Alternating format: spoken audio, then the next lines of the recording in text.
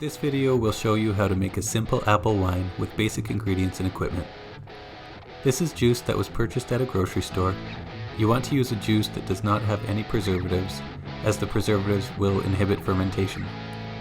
The first step is to pour out some of the juice so that there is headspace in the bottle.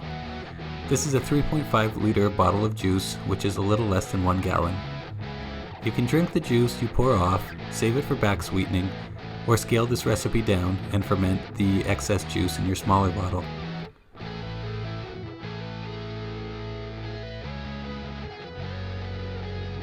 The next step is to add 1 cup of sugar.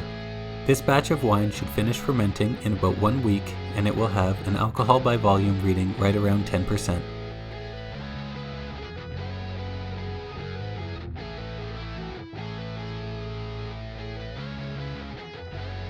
After the sugar is added, shake the container to dissolve.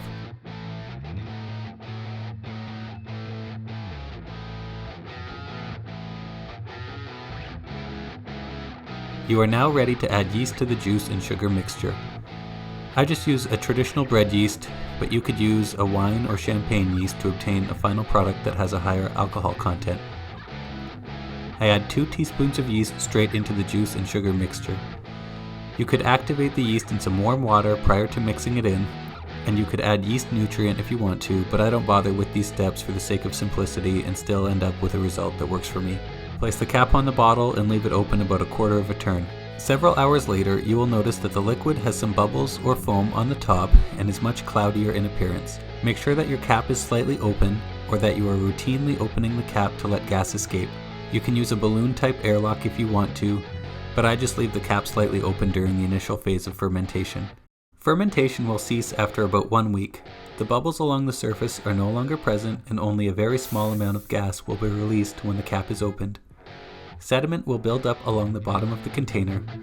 This bottle has only been fermenting for about 3 days and still releases a lot of gas when the cap is fully opened. When the wine reaches this phase, whereby minimal fermentation is occurring, you should store it in the fridge until it is no longer cloudy.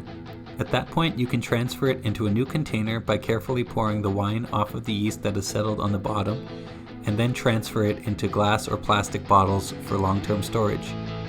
I usually let the wine sit for at least 2 weeks after bottling, which helps with the overall taste and clarity of the final product.